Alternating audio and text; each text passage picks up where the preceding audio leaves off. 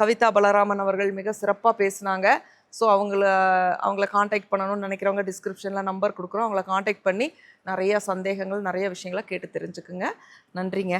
ரொம்ப அருமையாக, மிக அருமையாக பேசுறீங்க. நான் தான் உங்களுக்கு ரொம்ப தேங்க்ஸ் சொல்லணும். நம்ம வேலை மேம் இப்போ இந்த இடத்துல நான் சொல்லிக்க விரும்புகிறேன்.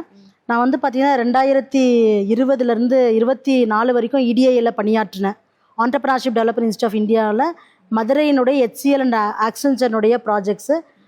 உண்மையிலே அத்தனாயிரம் பெண்கள் தொழில் முனைவோர்களை மதுரை சுற்றி இருக்கக்கூடிய மாவட்டங்கள் எல்லாம் உருவாக்குனேன்.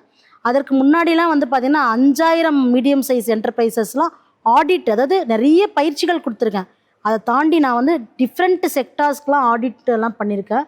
ஸோ அந்த அனுபவத்தில் வந்து பார்த்திங்கன்னா பெண்கள் தொழில் முனைவோர்கள் மேலே வராத இருக்கிறதுக்கான காரணம் வந்து சரியான தொழிலை தேர்ந்தெடுக்காதது மட்டும்தான்.